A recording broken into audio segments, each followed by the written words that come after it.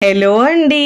ఈరోజు మన కిచెన్లో చాలా ఈజీగా సింపుల్గా చేసుకునే 2 రకాల బ్రేక్ఫాస్ట్ రెసిపీస్ని ఎలా చేయాలో చూపించబోతున్నానండి. రెగ్యులర్గా మనకు రాత్రి అన్నం మిగిలితే ఇలా ఈజీగా టేస్టీగా బ్రేక్ఫాస్ట్ చేసుకోవచ్చండి. రుచి చాలా చాలా బాగుంటుందండి. రెగ్యులర్గా తినే ఇడ్లీ, దోశ, చిత్రాన్నం ఇదంతా మర్చిపోతారండి. అంత టేస్టీగా ఉంటుంది. అప్పటికప్పుడు టిఫిన్కి ఎలాంటి పిండి లేనప్పుడు ఈజీగా చేసుకోవచ్చండి. నోట్లో పెట్టుకుంటే కరిగిపోయే విధంగా అంత సాఫ్ట్గా ఉంటాయండి. ఇక్కడ నేను దోశలు ఇంకా స్నాక్స్గా కూడా చేసుకోవచ్చు, బ్రేక్ఫాస్ట్ కూడా చేసుకోవచ్చు. 2 రకాలు చూపిస్తున్నానండి. 1, 2 అయితే అస్సలు ఆగరు.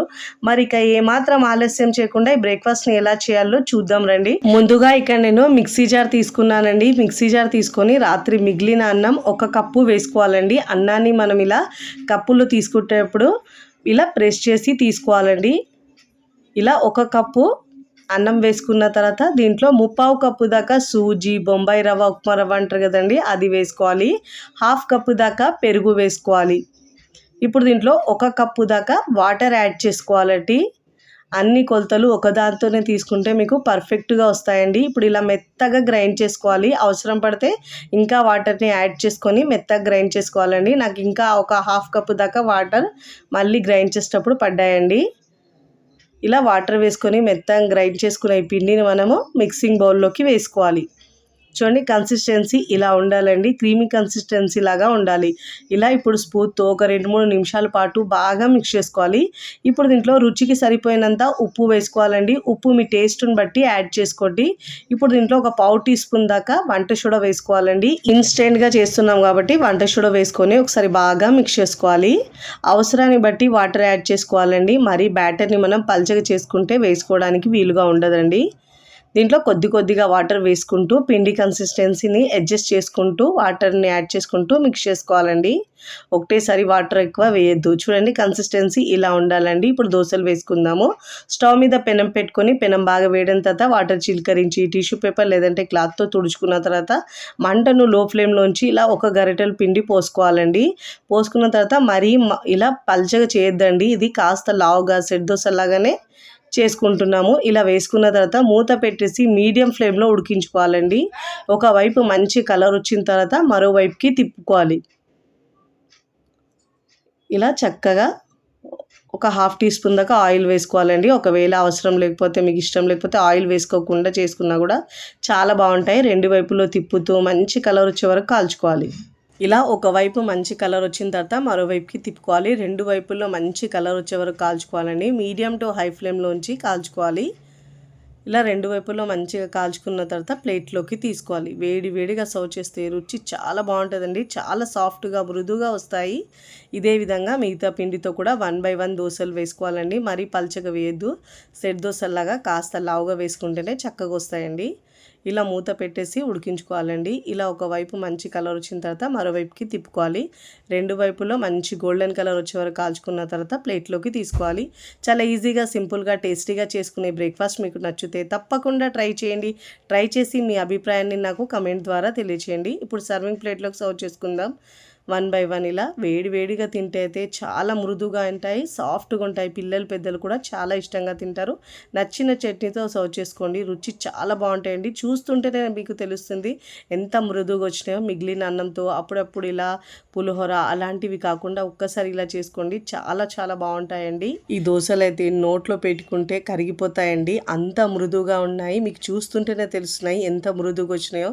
ఈ దోశ రుచి చూస్తే ఎప్పుడు అన్నం మిగిలితే ఇలా చేసుకుంటారు. వేడి అన్నంతో కూడా చేసుకోవచ్చు. రుచి చాలా బాగుంటుంది. మరి ఇక్కడ మన సెకండ్ రెసిపీని ఎలా చేయాలో చూద్దాం రండి. ముందుగా మిక్సీ జార్ తీసుకొని నా దగ్గర అయితే మిగిలిన అన్నం ఉందండి. కప్పు కొలతల్లో మనం కోల్చుకోవాలి. నేనైతే ఇక్కడ మనం యూజ్ చేసే కప్పు కొలతల్లో కొలుచుకుంటున్నానండి. మీరు గిన్నె, గ్లాస్ దేంతో అయినా కొలుచుకోవచ్చు.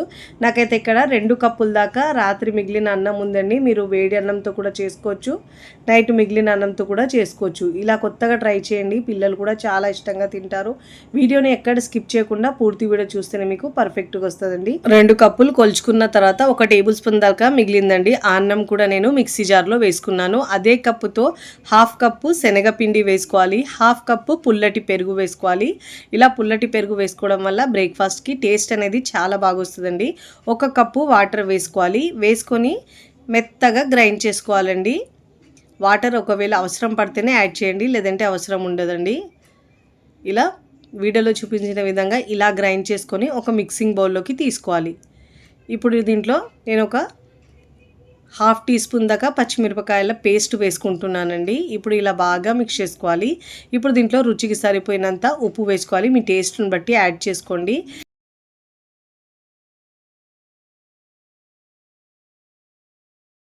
మీకు రుచికి సరిపోయినంత ఉప్పు యాడ్ చేసుకొని ఇప్పుడు కన్సిస్టెన్సీ అడ్జస్ట్ చేసుకోవడానికి మనకు స్పాంజీగా రావడానికి బ్రేక్ఫాస్ట్ దీంట్లో ఒక 4-5 టేబుల్ స్పూన్ దాకా బొంబాయి రవ్వ, సూజీ, ఉప్మా రవ్వ అంటారు కదండి, ఆ రవ్వను వేసుకొని స్పూన్తో బాగా మిక్స్ చేసుకోవాలండి. ఒక 2 నిమిషాల పాటు ఇలా బాగా మిక్స్ చేసుకుంటే మనకు బ్రేక్ఫాస్ట్ అనేది ఫ్లఫీగా చాలా బాగా వస్తుందండి.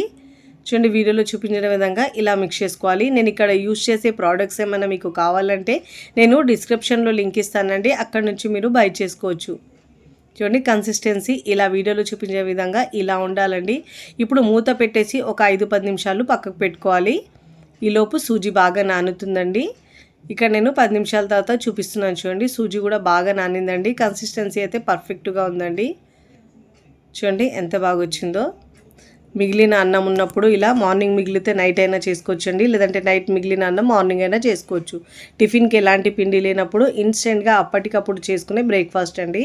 ఇప్పుడు దీంట్లో జీలకర్ర వేసుకోవాలండి. ఒక 1/4 టీ స్పూన్ దాకా వేసుకుంటే సరిపోతుంది. ఇప్పుడు ఒకసారి బాగా మిక్స్ చేసుకోవాలి. ఒకవేళ ఈ ఫ్లేవర్ ఇష్టం లేని వాళ్ళు స్కిప్ చేసినా పర్వాలేదు, కానీ వేసుకుంటే ఫ్లేవర్ అనేది బాగుంటుంది.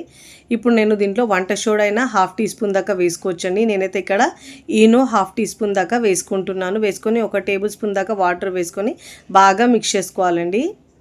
ఇలా మనం ఇన్స్టెంట్గా బ్రేక్ఫాస్ట్ చేస్తున్నాం కాబట్టి దీంట్లో ఈనో అయినా వంట సోడా అయినా వేసుకోవచ్చండి. ఇప్పుడు ఇలా బాగా మిక్స్ చేసుకోవాలి. కన్సిస్టెన్సీ చూడండి, వీడియోలో చూపించే విధంగా ఇలా ఉండాలండి. అప్పుడే మనకు బ్రేక్ఫాస్ట్ అనేది పర్ఫెక్ట్గా వస్తుంది. చూడండి, ఇక్కడ నేను ఒక ప్లేట్ తీసుకున్నానండి. పెద్ద ప్లేట్ తీసుకొని దానికి ఆయిల్ ఇలా నెయ్యి అయినా అప్లై చేసుకోవాలి. ఇలా అప్లై చేసుకున్న తర్వాత బ్యాటర్ వేసుకోవాలండి. దీంట్లో మీరు కావాలంటే ఈ బ్రేక్ఫాస్ట్ని ఇడ్లీ ప్లేట్లో అయినా ప్రిపేర్ చేసుకోవచ్చండి. ఇడ్లీలాగా ప్రిపేర్ చేసుకొని అయినా ఈ ప్రాసెస్ చేసుకోవచ్చు మీరు. ఇలా బ్యాటర్ వేసుకున్న తర్వాత ముందుగా నేను కడాయిలో 1 గ్లాస్ వాటర్ వేసుకొని బాగా వేడి చేసుకున్నానండి. వాటర్ అయితే బాగా మరుగుతున్నాయి. ఇప్పుడు దీంట్లో మధ్యలో స్టాండ్ పెట్టుకొని ఈ ప్లేట్ని పెట్టుకోవాలి. మూత పెట్టేసి ఒక 10-12 నిమిషాల పాటు మీడియం ఫ్లేమ్లో ఉడికించుకోవాలండి. ఇక్కడ నేను ఒక 12 నిమిషాల తర్వాత చూపిస్తాను. చూడండి, మీకు ఇక్కడ మనం వేడికి తడి తగలలేదంటే బాగా ఉడికినట్టండి. ఇడ్లీలాగా చేసుకోవాలి, పెద్ద ఇడ్లీలాగా నేను చేసుకున్నాను.